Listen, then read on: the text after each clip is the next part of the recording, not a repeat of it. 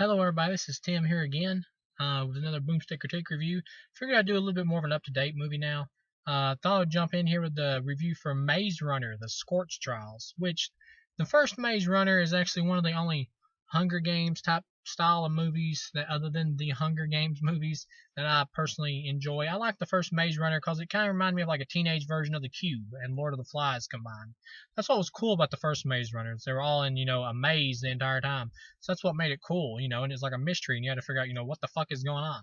But of course, at the end, some of them make it out of the maze, and you find out it's like some government corporation, which is kind of a weak reveal. But for any story like that, right, whether it be the Cube movies or Maze Runner, the reveal for who's keeping them in there is always not as exciting as the mystery surrounding who it is. But in this movie, you got the Maze Runner, the Scorch Trials. I'll go ahead and say I give this movie 2 stars out of 4. It's an okay movie. The first movie I would give I haven't seen it in a long time, but it'd probably be like 3 to 4 stars. I actually really enjoyed the first movie. This second movie though, it's an okay movie. It's not a horrible movie by any means. It's only an okay movie though. They've made it out of the maze. They're with this new corporation, but they find out that the corporation is still working with the other corporation that actually put them in the maze. Which the name of the corporation that put them in the maze is like Wicked. And the always it's either Wicked or Wicked. I'm not sure how you say it. I keep getting it confused. The word. Sometimes it sounds like they're saying wicked, and other times it sounds like they're saying. Other times it sounds like they're saying wicked. It's like wicked is good, kind of seems like what they're saying because that's the company's motto is like wicked is good. I'm pretty sure they say wicked though, or I'm pretty sure they pronounce it like that. But sometimes it seems like they're saying wicked. I'm not for sure. Fuck it, who cares? But either way, the kids they get out into the city in this movie. They find the surviving kids from the last movie. Thomas is still the leader of the group. They get out into the city in this movie, and they find that the whole city, pretty much the planet, has been fucking eradicated. They still haven't recovered their memories of what happened before they were put into the maze in the first movie. But slowly, bits and pieces are coming back. Pretty much, they're out in the city, and they don't want any part of this corporation. Fuck the man, get the fuck away, corporation. So pretty much, it's like that, and they're trying to find their way to a band of like rebels or whatever who are opposing this evil corporation. So pretty much it's just them traveling through the city trying to make it to this band of rebels.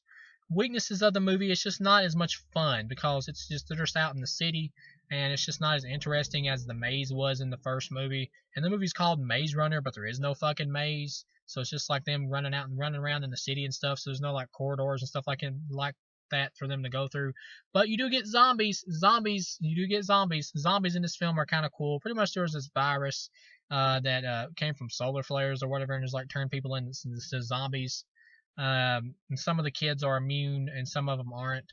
But anyway, there's zombies running around everywhere. They're fucking people up left and right. If one of the kids gets scratched and he's not immune, or if he gets bitten or whatever, of course, he turns into a zombie. Same kind of similar tropes to any other zombie movie you've seen. But you do get one cool scene, though, when Thomas and this new character that he meets up with, this new girl, are like running through the city and they're climbing on like the sides of buildings and shit. And they're like jumping in like abandoned city buildings that have collapsed and everything. And they're like climbing through one building and going through the next and everything. You get like this scene where it's similar to the Lost World Jurassic Park, where the characters are like laying down on this sheet of glass like the girl is, and Thomas is trying to save her, and he slides down the building and lands down there towards her and like is reaching down there trying to grab her. It's kind of a cool scene, entertaining. It reminds me of the scene from Jurassic Park 2, The Lost World, where they're all trapped in that RV or whatever, and they're like and Julianne Moore is like down there on the big sheet of glass, and she's got her hands on it. And she don't want it's cracking and shit. And she's got to figure out how to get up from it. They do the same thing here with this female character they introduce. Another thing is that one of the characters betrays them and like calls the corporation or whatever to come take them because she actually agrees with the corporation, because what the corporation is doing is basically studying these kids who are immune to the virus or whatever, or who have a high immunity to the virus or whatever, so they can try to figure out an antidote so they can save everyone or whatever on the planet or something like that, which is actually a good idea. But the problem is they're willing to sacrifice as many of these kids as they can and kill as many of them as they can. They have no problems killing as many of these kids as they can, so they can save the people who are already sick. So that's the problem right there. So kids automatically, they say fuck that. They want none of that shit. So they pretty much it's them running away from the zombies and the corporation. You do get the zombies are kind of neat. They're CGI though, so they're not exactly groundbreaking or anything. They look better than the ones from I Am Legend.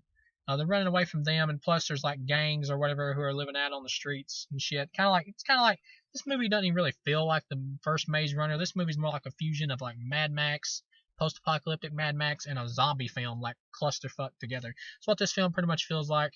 But anyway, the characters are running away from these zombies and shit, and also the corporation is sending out its goons to take them and everything. You got like this funny scene though where they need to get in this club or whatever to try to find out some information. And this guy outside is like the dude from Dodgeball, I believe, in the TV show Firefly. He actually played the pirate dude on Dodgeball, which I actually like this actor. I don't know the guy's name. I believe he was also in Tucker and Dale versus Evil. I like this actor. I fucking forgot his name though.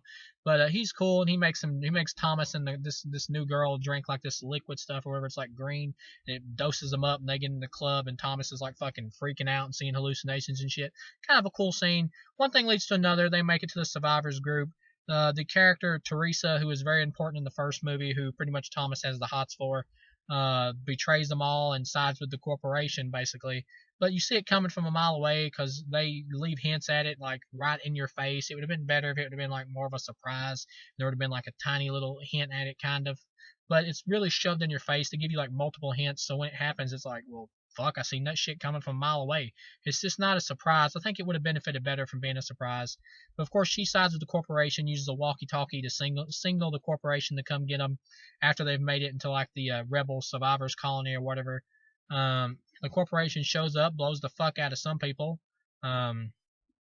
captures them all or gets ready to, and then Thomas threatens to like let off a bomb or whatever, and then the other girl who Thomas met in the movie and her friend or whatever, like this gang leader, they show up there and save the day or at least rescue Thomas and them. But the character Miho, I think is his name. One of the boys is named Miho or something like that.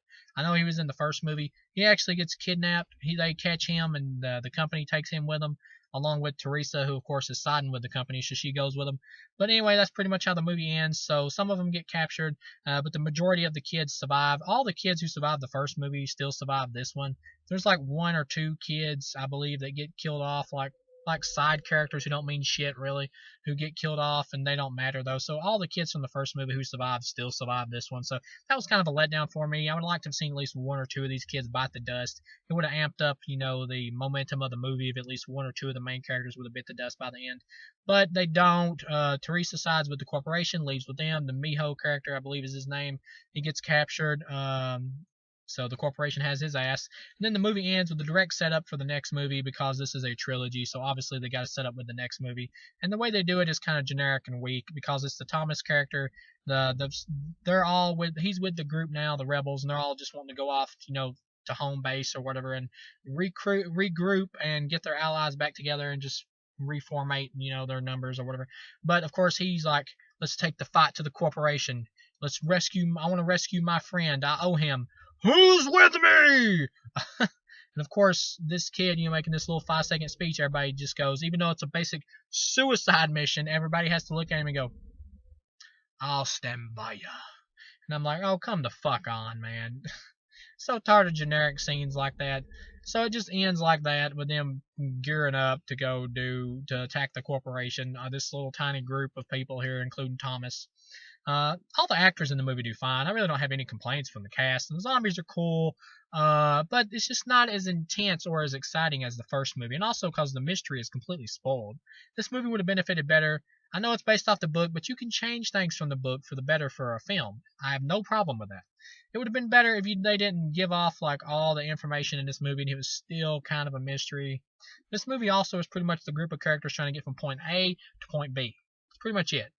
They're just roaming the lands trying to get the fuck out of Dodge. That's pretty much the whole movie. There's no surprises or anything like that really in the movie. Besides when the zombies show up, but after that it's kind of just nothing really happening. The first movie benefited from being like a mystery survivalist type Lord of the Flies type movie. That's what was cool about that one. But in this one the mystery is spoiled. The zombies are cool.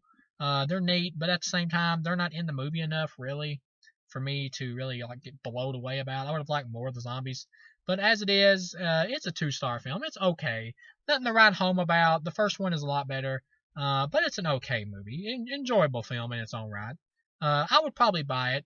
because I like the first movie, I would buy this sequel just because, just to have it, you know, as a like a completist thing. My opinion of this movie is it's okay, 2-star film. It's an okay way to kill 2 hours, not bad. But if they don't amp up the story and more twists and stuff with the third movie, then this franchise is going to go down the shitter real quick. But I'll see you guys again with the next review.